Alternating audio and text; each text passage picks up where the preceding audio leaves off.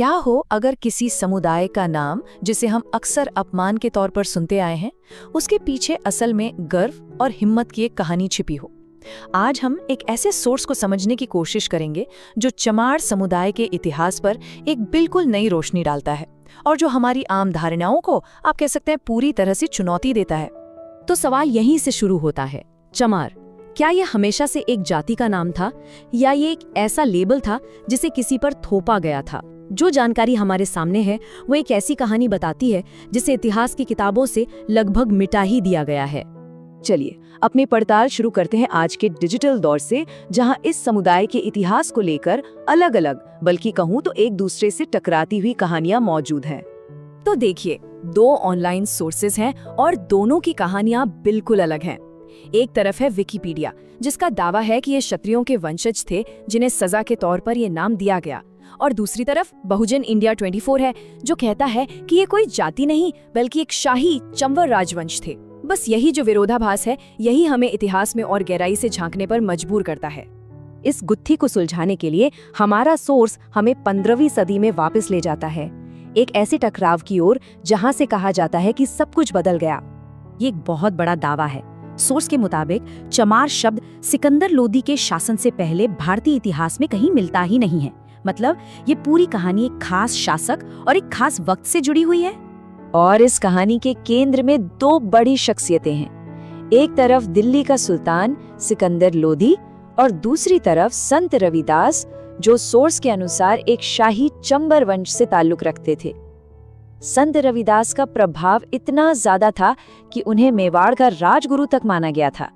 कहा जाता है कि जब संत रविदास पर धर्म बदलने का दबाव डाला गया तो उन्होंने इन बहुत ही शक्तिशाली शब्दों में जवाब दिया। उन्होंने साफ कहा कि वो अपना धर्म नहीं छोड़ेंगे, चाहे उनके शरीर के टुकड़े टुकड़े ही क्यों न कर दिए जाएं। तो सोर्स के मुताबिक ये टकराव कुछ इस तरह हुआ। पहले एक मांग रखी गई, फिर उस मांग को ठुकरा दिया गया और उसके बाद मिली एक बेहद क्रूर सजा।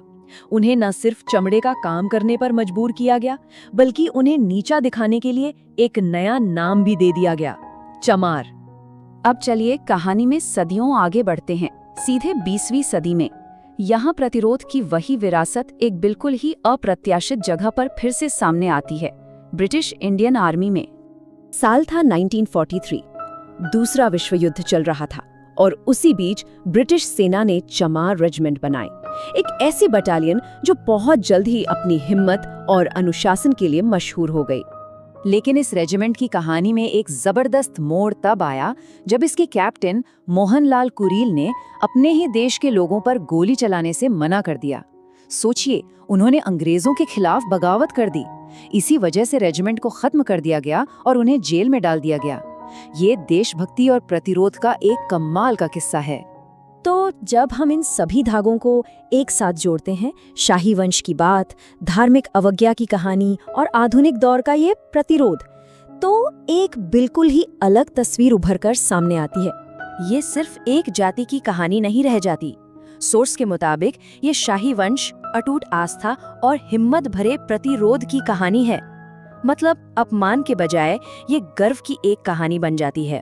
और ये एक लाइन शायद सब कुछ कह देती है कि इस समाज ने मुश्किलों और अपमान को तो सह लिया, लेकिन अपनी पहचान और अपने धर्म को छोड़ने से साफ इनकार कर दिया। इस पूरी कहानी का सार शायद इसी में है।